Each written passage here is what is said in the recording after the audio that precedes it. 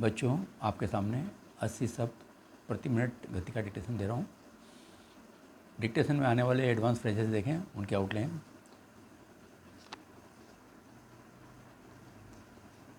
उम्मीद की जा रही है कि, उम्मीद को वादा कर दें, माँ को वादा करेंगे उम्मीद हो जाएगा। देखिए, उम्मीद की जा रही है कि, उम्मीद की जा रही। लोकसभा चुनाव, लोकसभा, और ये व लगा दें यहाँ, चुनाव के अंत में व आ रहा है, उस व से हम चुनाव पढ़ेंगे। संसदीय परंपरा, संसदीय परंपरा में म को उडार कर दें, संसदीय परंपरा। राष्ट्रपति का अभिभाषण, राष्ट्रपति का अभिभाषण को बड़ा कर दें, अभिभाषण, राष्ट्रपति का अभिभाषण। धन्यवाद प्रस्ताव, ध वा अदा करें और एस्टिट्यूट लगा दें प्रस्ताव पढ़ने के लिए। चर्चा के दौरान, चर्चा को बड़ा करें, के करके दौरान कर दें, चर्चा के दौरान। जो कुछ हुआ है, जो कुछ हुआ है। सवाल यह उठता है कि, सब से सवाल, यह उठता है कि, सवाल यह उठता है कि। अपने अपने तरीके से, अभी आप अपने तरीके से, और इसको रिपीट कर देंगे डबल, तो अपने अपने तरीके से हो जाएगा। यह बात सही है कि, यह का सब चिन्ह बना लें, ब को वादा करें और सह को बड़ा गोला करके है कि, यह बात सही है कि। आने वाले दिनों में, आने वाले दिनों में। देख परख कर, देख परख को बड़ा कर दें, कर निकल जाएगा, देख परख कर। एहसास होना चाहिए, सास का बड़ा गोला, होना चाहिए, यह बिंदी लगा दें, एहसास होना चाहिए।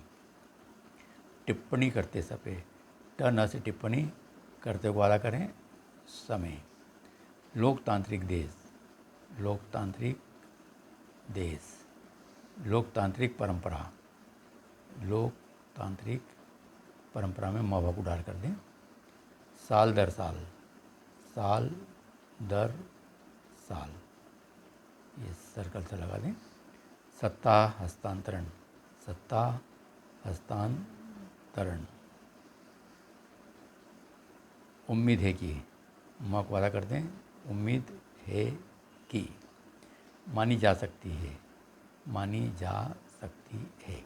तो बच्चों, ये वो आउटलाइन बता रहा हूँ जो इस डिक्टेशन में आ रही है। ये डिक्टेशन आज की राजस्थान पत्रिका से दे रहा हूँ मैं। अब डिक्टेशन लिखें 80 शब्द प्रति मिनट गति से। Yes start. चुनाव के बाद जैसी उम्मीद की जा रही थी, लगता है हमारे लोकतंत्र की गाड़ी उस दिशा में नहीं जा रही।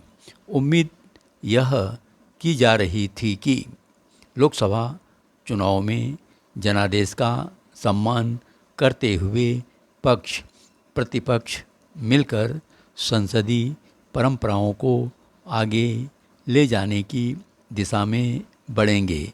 लेकिन राष्ट्रपति के अभिभाषण पर धन्यवाद प्रस्ताव पर चर्चा के दौरान सोमवार को लोकसभा में जो कुछ हुआ, उससे तो लगता है कि संसद में पक्ष प्रतिपक्ष में टकराव के नए दरवाजे खुल रहे हैं। धन्यवाद प्रस्ताव पर प्रतिपक्ष के नेता के तौर पर पहली बार बोलते हुए राहुल गांधी ने कुछ ऐसे मुद्दे उठाए जिनसे बचा जा सकता था। 20 साल के सांसद के रूप में सदन का हिस्सा बन रहे राहुल गांधी ने स्पीकर ओम बिरला तक को कटघरे में खड़ा करने का प्रयास किया। भगवान शिव की तस्वीर दिखाकर उन्होंने मामले को दूसरी दिशा में मोड़ने की कोशिश भी की। सवाल यह उठता है कि राजनीतिक मुद्दों को बीच में लाने के बजाय क्या यह उचित नहीं था कि राहुल गांधी धन्यवाद प्रस्ताव के केंद्र में ही अपनी बात रखते। वैसे भी राजनीतिक मुद्दों पर बोलने के लिए राहुल के पास भी पूरे 5 साल का समय है।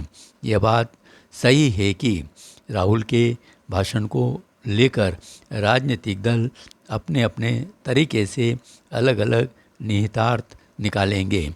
इस मुद्दे पर आने वाले दिनों में राजनीति भी गरमाएगी, लेकिन क्या यह राजनीति इस समय प्रासंगिक मानी जा सकती है? वह भी तब जब बीते 6 महीनों से देश राजनीति के दांवपेच ही देखता आ रहा है। इन दांवपेचों को देख परख कर ही सभी दलों को जनादेश मिला है। जनादेश एनडीए के सत्ता में और इंडिया गठबंधन के विपक्ष में बैठने के लिए है। विपक्ष को पूरा अधिकार है कि वह मुद्दों के आधार पर सत्ता पक्ष को सदन से लेकर सड़क तक घेरे, जनता की आवाज़ को तरीके से उठाए भी। आज भाजपा सत्ता में है और कांग्रेस विपक्ष में। लंबे समय तक कांग्रेस सत्ता में रही और भाजपा विपक्ष में। हर दल को अपनी जिम्मेदारी का एहसास होना चाहिए। संवैधानिक पदों पर बैठे लोगों के बारे में टिप्पणी करते समय सतर्कता बरतने की ज़रूरत है। लोकतंत्र में सरकारें आती हैं जाती हैं, लेकिन संसदीय परंपराएं और मर्यादाएं अक्षुण्ण रहती हैं। हम इसलिए सबसे बड़े लोकतांत्रिक देश हैं क्योंकि हमने लोकतांत्रिक परंपराओं को साल दर साल संपन्न किया है। चुनाव में कोई भी जीता हारा, सत्ता हस्तांतरण आसानी से हुआ। दुनिया के मुकाबले हमारा लोकतंत्र जीवंत भी है और पारदर्शी भी।